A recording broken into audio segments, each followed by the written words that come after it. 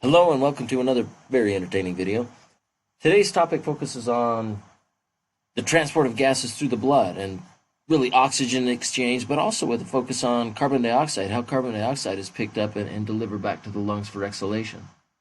We've been building this story by talking about Fick's law and partial pressures and even the alveolar gas equation. So we can now put some numbers to our system to help us understand the partial pressures associated with these gases. Let's start with oxygen. From the alveolar gas equation, we calculate the partial pressure of oxygen starting in the lungs at about 100. Of course, this is millimeters of mercury. And then due to some mixing with deoxygenated blood, as blood feeds the lung tissue itself, we drop down to about 95 as we enter the heart. Now remember, solubility of oxygen is very, very poor. It doesn't like to go anywhere through tissue. And so because of the thickness of the arteries, when we're going through our large arteries, our medium size, our small arteries, and even down to arterioles, oxygen doesn't leave. And so the partial pressure of oxygen, even entering the capillary beds, is still fairly close to 95. And remember, this is a partial pressure, right? What we say PO2. But once we hit capillary beds, now the membrane is thin enough that we actually start moving water, plasma, and we start dumping off the oxygen and picking up carbon dioxide. Well, remember, mitochondrial metabolism requires oxygen. I'm consuming oxygen in the tissue.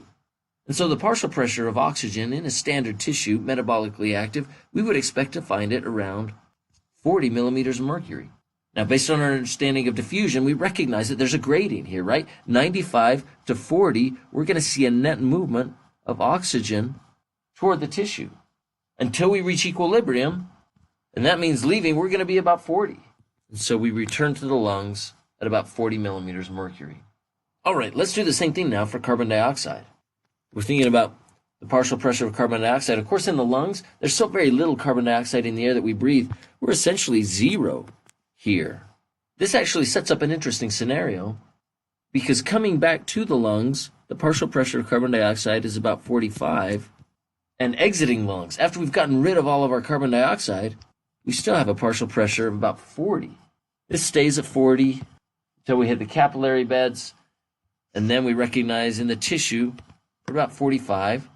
And so in this scenario, the gradient is in this direction, and we equilibrate at 45 and return to the lungs at 45 millimeters of mercury, partial pressure of oxygen.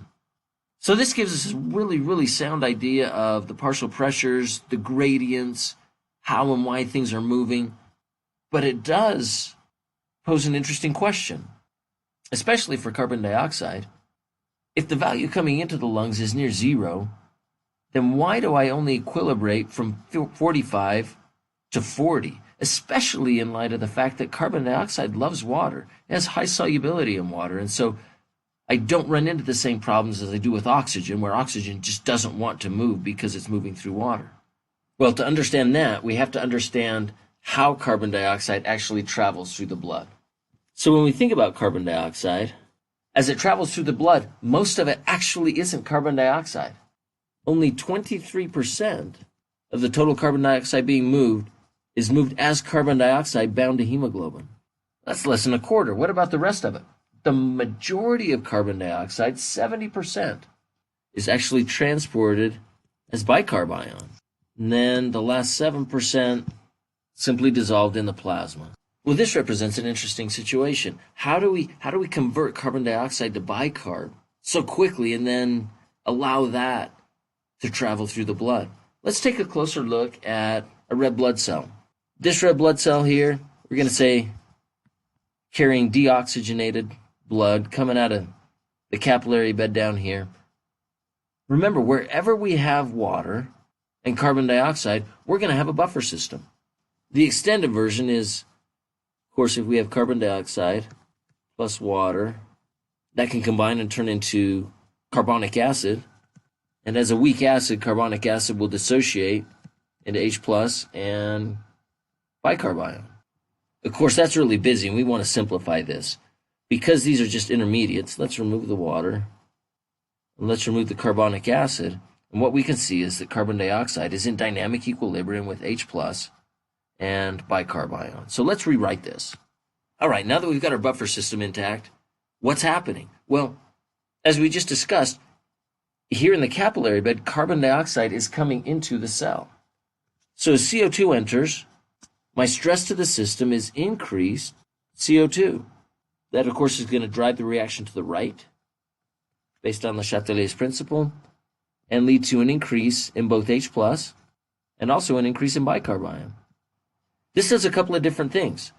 First of all, for the H plus, that's actually going to go bind specifically to hemoglobin, and we'll talk a little bit more about that in our next video. But it also creates a gradient for bicarb ion, where bicarb ion is high on the inside of the cell and low on the outside of the cell. So here, what do? With antiport exchange, bicarb ion comes out of the cell and pushes chloride ion in. Now, this is important to recognize. They're both negatively charged anions, and so there's no change to the potential of the cell. And this is the beginnings of what we call the chloride shift, where all we're doing is we're making a lot of bicarb, and we're moving that bicarb out into the blood, out into the plasma, to be transported back to the lungs. So what happens once I get to the lungs? Well, let's write our buffer equation. Of course, the gradients have changed now that we're in the lung. Remember, the partial pressure of carbon dioxide is near zero, and so carbon dioxide will leave down its concentration gradient by simple diffusion. Because of this, the stress to this equation at equilibrium is decreased carbon dioxide. By the same principles described just a minute ago, that's going to pull the reaction to the left, causing decreased H plus and also decreased bicarb ion. This is going to pull H plus off of hemoglobin to continue to feed this process. And of course, now we have the opposite gradient for bicarb ion, where bicarb ion, we were to draw this gradient high on the outside, low on the inside. So using that exact same transporter, now bicarb is going into the cell in exchange for chloride coming out. And this is the chloride shift. Again, not that we care so much about chloride, except for the fact that it's a negative ion, and so it balances the movement of bicarb. Now we can see how 70% of carbon dioxide is transported as bicarb in the blood.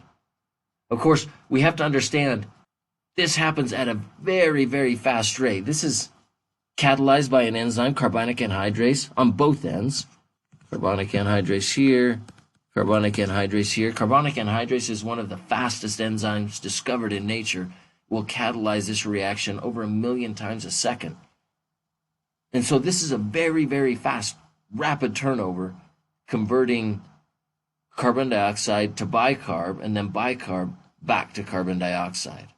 So when we think about oxygen transported in the blood, oxygen is poorly soluble. It requires being bound to hemoglobin. There's no other way to carry it. Carbon dioxide is a different story. Some of it will bind to hemoglobin, not in the same binding site as oxygen, in a different site, and we'll talk about why that's important in the next video. But the vast majority of carbon dioxide is actually transported as bicarb ion because it's in equilibrium with the water and pH, so it's all part of the buffer system in the blood. And that's why, even though going through the lungs we lose a ton of carbon dioxide, we only change from a partial pressure of 45 down to a partial pressure of 40.